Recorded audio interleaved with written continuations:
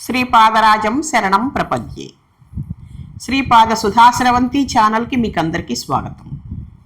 శ్రీపాద సుధాశ్రవంతి ఛానల్ని ఆదరిస్తున్న మీకందరికీ నా కృతజ్ఞతలు. శ్రీ గురు చరిత్ర అధ్యాయం 21. సిద్ధమునీంద్రుడు ఇంకా ఇలా చెప్పసాగారు. పుత్రశోకంతో ఖిన్నురాలై నదీ తీరానికి వెళ్ళిన శాంతాదేవిని సమీపించి ఆ బ్రహ్మచారి ఇలా చెబుతున్నారు. అమ్మా, నువ్వు మూర్ఖంగా దుఃఖించవద్దు. ఈ జనన మరణ చక్రంలో శరీరాలు నీటి బుడగలలాగా పుట్టి నశిస్తూ ఉండటం సహజమే. కర్మానుసారం పంచభూతాల కలయిక వలన శరీరం ఏర్పడి కర్మ తీరిపోగానే పంచభూతాలు విడిపోవటం వలన శరీరం నశిస్తుంది. మాయకు వసులైన మానవులు తమ దేహమే తామన్న భ్రాంతిని పొంది బిడ్డలు, భార్య, మిత్రులు అనే మమకారాన్ని పెంచుకుంటారు. వారు సత్వగుణం వలన దేవత్వాన్ని, రజోగుణం వలన మానవత్వాన్ని, తమోగుణం వలన అధోగతిని పొంది కర్మఫలం అనుభవిస్తారు. ఈ సృష్టిలో ఇది ఎవరికైనా తప్పదు. అది తెలిసిన జ్ఞానులు పుట్టుక వలన సంతోషాన్ని కానీ మరణం వలన దుఃఖాన్ని కానీ పొందరు. వారి వారి కర్మలను అనుసరించి కొందరు బాల్యంలోనే మరణిస్తారు. నిజానికి ఈ శరీరము రక్తము, మాంసము మొదలైన ధాతువులతో నిండి మలినంగా ఉంటుంది. బుద్ధిమంతులు ఇటువంటి శరీరాన్ని నిత్యమైనది, ప్రియమైనది అని భావించరు. ఎన్నెన్ని జన్మలో ఎవరు ఎవరికి తల్లులో, ఎవరు ఎవరికి బిడ్డలో, ఎవరు ఎవరికి భర్తలో ఎవరికి తెలుసు? ఇతడు నీ బిడ్డ అన్న భ్రాంతితో నువ్వు శోకిస్తున్నావు. ఆ మమకారాన్ని విడిచిపెట్టి శాస్త్ర విధిని అనుసరించి అంత్యక్రియల కోసం వాళ్ళకి శవాన్ని అప్పగించు అని అన్నారు. ఆ మాటలు విని శాంతాదేవి, అయ్యా, మీరు కరుణతో ఉపదేశించినది ధర్మమే కానీ అది నా మనసులో కొంచెం కూడా నిలవటం లేదు. జనన మరణాలకు మూలం కర్మే అయితే భగవంతుని సేవ వలన కర్మ నశిస్తుందని పెద్దలు ఎలా చెప్పారు? నాకు పూర్వకర్మ దోషం ఉందని తెలిసే నేను స్వామిని సేవించాను. శ్రీగురుడు నాకు అభయమిచ్చి వరమిచ్చారు.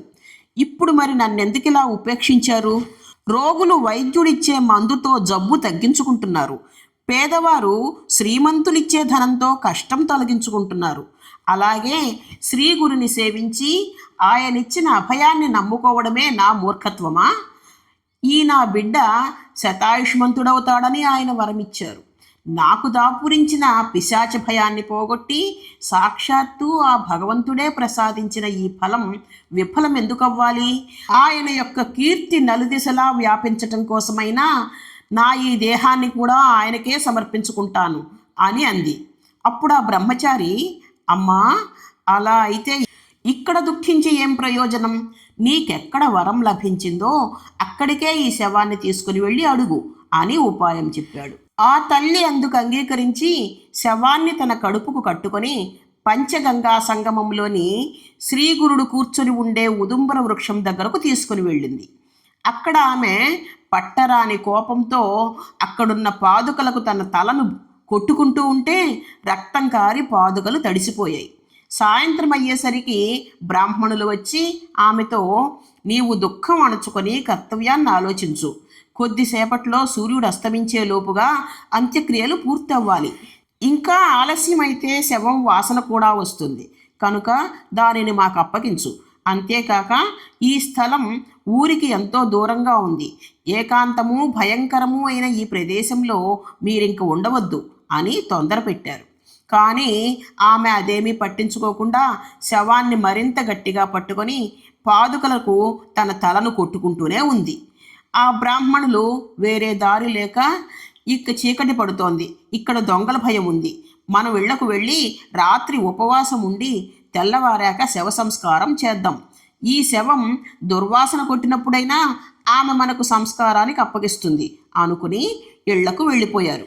గంగాధరుడు, శాంతాదేవి మాత్రం ఆ శవంతో పాటు శ్రీగురుని సన్నిధిలో ఆ రాత్రి అంతా అలాగే ఉండిపోయారు. పిల్లవాడు చనిపోకముందు 3 రోజులు, తర్వాత 2 రోజులుగా నిద్రాహారాలు లేకుండా ఏడ్చి ఏడ్చి అలిసిపోయిన ఆమెకు తెల్లవారుజామున కునుకు పట్టింది. అప్పుడు ఆమెకు స్వప్నంలో శ్రీగురుడు దర్శనమిచ్చారు.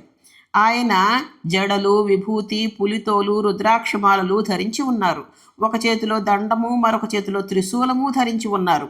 ఆయన బయట నుండి వీరున్న ఉదుంబర వృక్షం దగ్గరికి వచ్చి ఆమెతో, అమ్మా, నాపై నిష్ఠూరాలాడతావెందుకు? నీ బిడ్డకి ఏమైంది? నేనిప్పుడే అతనికి వైద్యం చేస్తాను అంటూ ఆ శవానికి విభూతి పూసి పిల్లవాని ముక్కులోకి గాలి ఊది, అమ్మా, నేను నీకేం అపకారం చేశాను? ఇంకా ఉపకారమే చేశాను. నీ బిడ్డ శరీరం నుండి వెళ్ళిపోయిన ప్రాణవాయువును మళ్ళీ ప్రతిష్ఠించాను. నా మీద కష్టం పెట్టుకోవద్దు, దుఃఖించవద్దు అని చెప్పి అదృశ్యులయ్యారు. శాంతాదేవి త్రుళ్ళిపడి నిద్రలేచింది. కానీ ఇది నా పుత్ర వ్యామోహం వలన వచ్చిన కలే కానీ చనిపోయిన వాడు ఇంక బ్రతుకుతాడా? నా ప్రారంధం ఇలా ఉంటే శ్రీగురుడేం చేస్తాడు అనుకుంది. ఇంతలో పక్కనున్న శవం కదలసాగింది. ఆమె తాకి చూస్తే వెచ్చగా ఉంది.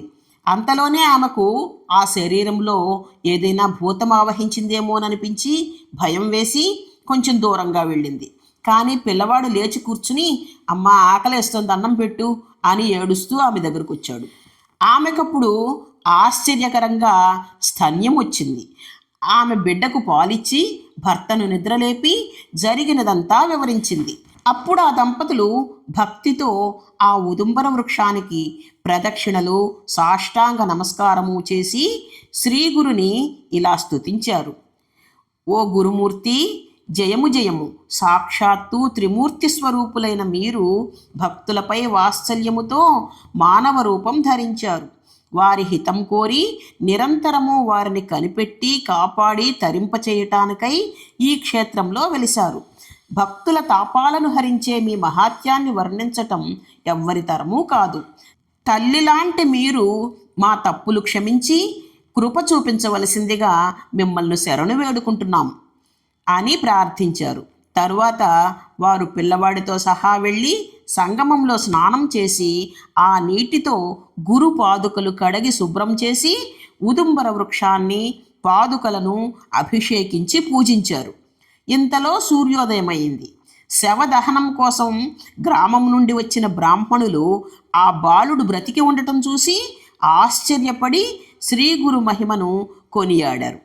ఆ దంపతులు ఆనందంతో బ్రాహ్మణులకు భోజనం పెట్టారు.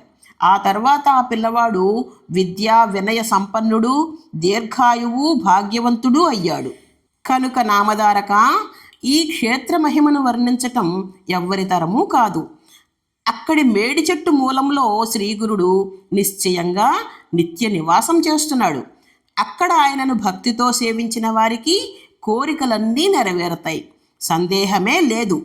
అందుకే అక్కడి మేడి చెట్టు సాక్షాత్తు కల్పవృక్షమే. ఈ సంఘటన జరిగిన ప్రదేశము మహారాష్ట్రలో సంగ్లీ జిల్లాలో ఉన్న నరసింహవాడి. శ్రీగురుడు నిత్యము కూర్చొని ఉన్న మేడి చెట్టు ఇదే. ఇక్కడే చనిపోయిన బ్రాహ్మణ బాలుడు శ్రీగురుని కరుణతో తిరిగి బ్రతికాడు. శ్రీ గురు దత్తాయ నమః. 21వ అధ్యాయం పూర్తి అయింది. అందరికీ నమస్కారం అండి. నేను చెబుతున్న విషయాలు మీకు బాగున్నాయని అనిపిస్తే సబ్స్క్రైబ్ చేయండి, లైక్ చేయండి, షేర్ చేయండి. మీ అమూల్యమైన అభిప్రాయాలు, సూచనలు కామెంట్ బాక్స్లో పెట్టండి. ధన్యవాదాలు.